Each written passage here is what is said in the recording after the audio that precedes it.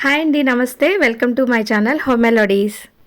ఈరోజు వీడియోలో చాలా టేస్టీగా ఉండే చాలా ఈజీ ప్రాసెస్లో కొత్తిమీర రైస్ని చేస్తున్నాను. చాలా టేస్టీగా బాగుంటుందండి.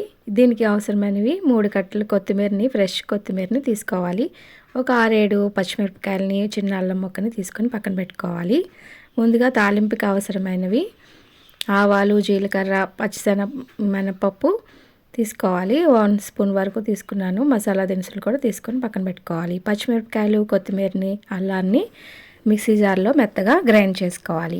ఒక పాన్ పెట్టుకొని దాంట్లో ఆయిల్ వేసుకొని మసాలా దినుసులు, జీలకర్ర, ఆవాలు వేసుకొని పచ్చిశనగపప్పు, వేరుశనగకాయ పలుకులు వేసుకోవాలి. ఇవన్నీ కూడా దోరగా వేయించేసుకోవాలి. వేరుశనగకాయ గుళ్ళు బాగా క్రంచీగా అయ్యే వరకు కూడా వేయించుకోవాలి. ఇప్పుడు బాగా వేగిపోయిన తర్వాత దీంట్లో కొత్తిమీర, అల్లం, పచ్చిమిరపకాయల పేస్ట్ని ఇందులో వేసేసుకోవాలి. మొత్తం వేసేసుకున్న తర్వాత బాగా కలుపుకుంటూ వేయించుకోవాలి. కొత్తిమీర పచ్చివాసన లేకుండా బాగా వేయించుకోవాలి. అప్పుడే బాగుంటుంది టేస్ట్ కూడా. ఇప్పుడు బాగా వేయించేసుకోవాలి. దీనికి సరిపడినంత సాల్ట్ని కూడా ఇప్పుడే వేసుకోవాలి. మనం వేసుకునే రైస్ని బట్టి సాల్ట్ని, కారాన్ని వేసుకోవాలి. ఇప్పుడు నేనైతే దీంట్లో ఒక 1/2 టీ స్పూన్ వరకు పసుపుని అయితే వేస్తున్నాను. 1 స్పూన్ వరకు కారం వేసుకోవాలి. 1 స్పూన్ సాల్ట్ని వేస్తున్నాను. 1/2 టీ స్పూన్ వరకు గరం మసాలా పౌడర్ని వేసుకొని బాగా కలుపుకోవాలి. ఈ మసాలాలు, కారాలన్నీ బాగా కలిసేలాగా బాగా కలుపుకోవాలి. ఇవన్నీ వేసుకున్న తర్వాత బాగా దగ్గరగా అయ్యే వరకు కూడా వేయించుకోవాలి.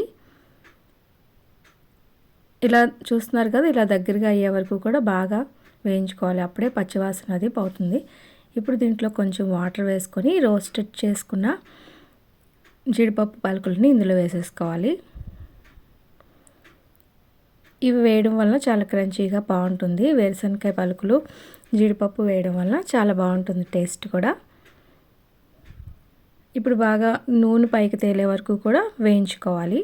కొంచెం వాటర్ అది వేసాం కదా, కొంచెం నూనె పైకి తేలే వరకు కూడా బాగా కలుపుతూ స్లోగా సిమ్లోనే పెట్టుకొని వేయించుకోవాలి. ఇప్పుడైతే ఇందులో ఉడికించి పక్కన పెట్టుకున్న రైస్ని వేసుకోవాలి. వేసుకొని బాగా కలుపుకున్నామంటే, వేడివేడిగా సర్వ్ చేసుకున్నామంటే కొత్తిమీర రైస్ చాలా టేస్టీగా రెడీ అయిపోతుందండి. ఇది పిల్లలకు కూడా చాలా టేస్టీగా బాగుంటుంది. ఇప్పుడు కొత్తిమీర సీజన్లో ఇది ఎక్కువగా కొత్తిమీర వస్తుంది కదా, ఈ సీజన్లో చేసుకున్నామంటే చాలా టేస్టీగా బాగుంటుంది.